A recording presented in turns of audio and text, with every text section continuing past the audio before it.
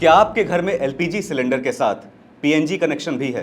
तो ये खबर आपके लिए बेहद जरूरी है। सरकार ने गैस उपभोक्ताओं के लिए बड़ा अपडेट जारी किया है। हजारों कनेक्शंस पर कार्रवाई शुरू हो गई है और नियमों का पालन नहीं करने वालों की गैस सेवाएं बंद की जा रही हैं।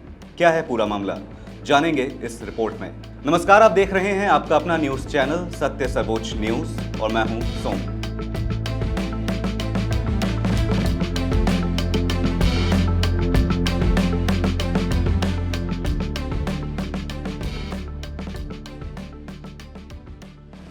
रसोई गैस यानी एलपीजी उपभोक्ताओं के लिए बड़ा अपडेट सामने आया है। आगरा में पूर्ति विभाग ने ऐसे उपभोक्ताओं की पहचान शुरू कर दी है जो एलपीजी सिलेंडर और पाइप्ड नेचुरल गैस यानी पीएनजी दोनों सुविधाओं का एक साथ इस्तेमाल कर रहे हैं। पेट्रोलियम मंत्रालय के निर्देश के बाद अब ऐसे कनेक्शंस पर सख्ती की जा रही है। ताजा जानकारी के मुताबिक आगरा जिले में 50,000 से ज्यादा ऐसे उपभोक्ताओं की पहचान की जा रही है जिनके पास पीएनजी कनेक्शन होने के बावजूद एलपीजी कनेक्शन भी सक्रिय है। विभाग इन उपभोक्ताओं का डेटा आधार कार्ड के जरिए मिलान कर रहा है। सरकार का स्पष्ट निर्देश है कि जिन घरों में पीएनजी की आपूर्ति पहले से ही उपलब्ध है वहां घरेलू एलपीजी कनेक्शन बनाए रखना नियमों के खिलाफ माना जाएगा।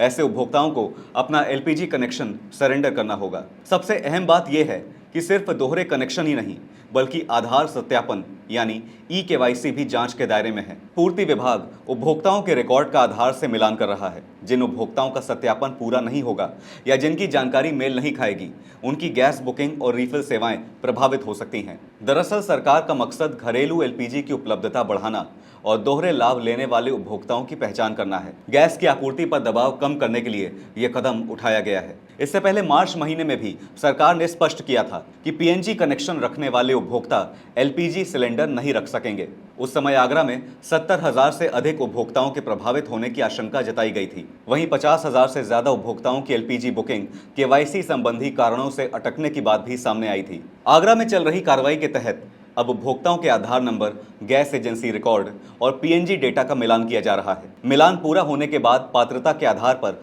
कनेक्शंस की स्थिति तय की जाएगी।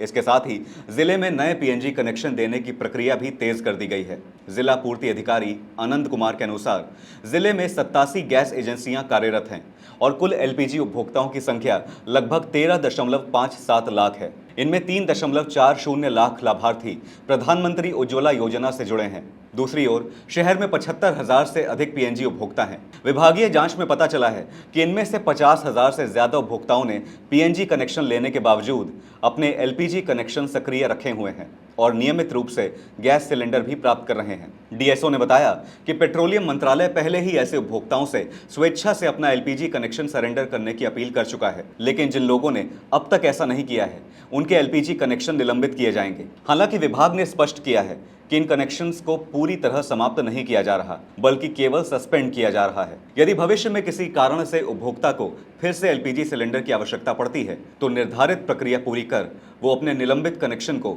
दोबारा अस्थायी या स्थायी रूप से बहाल करा सकता है। गौरतलब है कि ऐसा ही अभियान दूसरे जिलों में भी देखा जा चुका है। उदाहरण के तौर पर जौनपुर में 6,358 पीएनजी उपभोक्ताओं को अपना एलपीजी कनेक्शन सरेंडर करने के निर्देश दिए गए थे। वहां प्रशासन ने साफ कहा था कि डेटाबेस मिलान के बाद ऐसे उपभोक्ताओं की रिफिल प्रक्रिया ब्लॉक कर दी जाएगी जो दोनों सुविधाएं एक साथ रखे हुए हैं। यानी अब गैस उपभोक्ताओं के लिए दो बातें बेहद जरूरी हैं।